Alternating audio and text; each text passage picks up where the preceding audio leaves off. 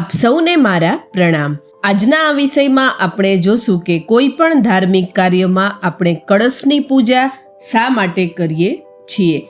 જ્યારે આપણે સૌ આ કળશની પૂજા કરીએ છીએ એ સમયે માટીનો, પિત્તળનો અથવા તાંબાના કળશને જળથી ભરી એ કળશના મુખ ઉપર આંબાના અથવા આસોપાલવ કે નાગરવેલના પાન ફરતી કોર મૂકી તે કળશના મુખમાં વચ્ચે શ્રીફળ મૂકવામાં આવે છે। કળશના ગળે સફેદ અથવા લાલ સૂતર બાંધવામાં આવે છે।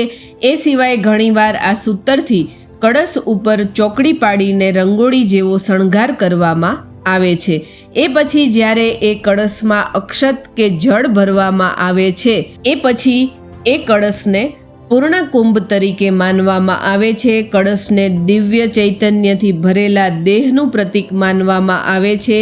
આ કળશમાં અદ્ભુત કાર્યો કરવાની શક્તિ હોય છે, માટે જ ગૃહપ્રવેશ, લગ્ન સમારંભ, દેવપૂજા અને અગત્યના ધાર્મિક પ્રયોગોમાં આ કળશની પૂજા કરવામાં આવે છે।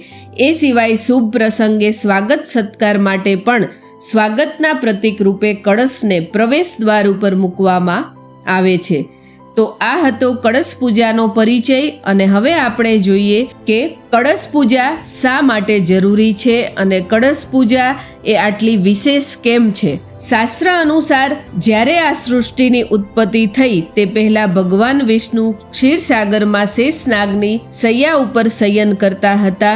એ સમયે ભગવાન વિષ્ણુની નાભીમાંથી એક કમળની ઉત્પત્તિ થઈ અને એ કમળમાંથી બ્રહ્માજીનું પ્રાગટ્ય થયું। પછી બ્રહ્માજીએ આ સૃષ્ટિની રચના કરી। બ્રહ્માજીએ આ સૃષ્ટિની રચના કળશમાં રહેલા જળથી જ કરી હતી। કળશમાં રહેલા જળમાંથી આખી સૃષ્ટિની ઉત્પત્તિ થઈ હોવાથી જ કળશના જળને આદિ જળનું પ્રતીક માનવામાં આવે છે।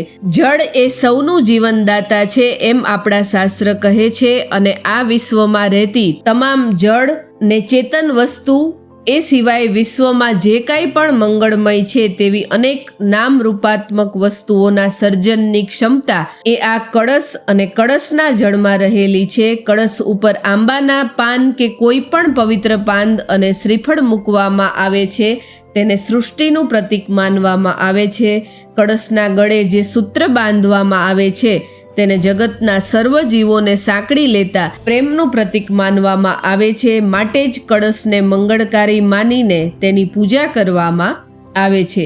એ પછી કળશમાં જે બધી પવિત્ર નદીનું જળ ભરવામાં આવે છે, બધા વેદોનું જ્ઞાન અને બધા દેવી દેવતાના આશીર્વાદનું કળશમાં આવાહન કરવામાં આવે છે, માટે જ બધા જ ધાર્મિક કાર્ય, અભિષેક અને બધા જ પ્રકારની પૂજા વિધિમાં આ કળશના જળનો ઉપયોગ કરવામાં આવે છે। એ સિવાય મંદિરના પાટોત્સવ કે પ્રતિષ્ઠા મહોત્સવમાં પણ મંદિરના શિખર ઉપર કળશના પવિત્ર જળનો અભિષેક કરવામાં આવે છે। કળશને શાસ્ત્રમાં પૂર્ણતાનું પ્રતીક માનવામાં આવે છે, માટે જ જ્યારે આપણે કોઈ મહાનુભાવોનું સ્વાગત કરીએ છીએ એ સમયે આપણે કળશથી એમનું ભાવભર્યું અભિવાદન કરીએ છીએ।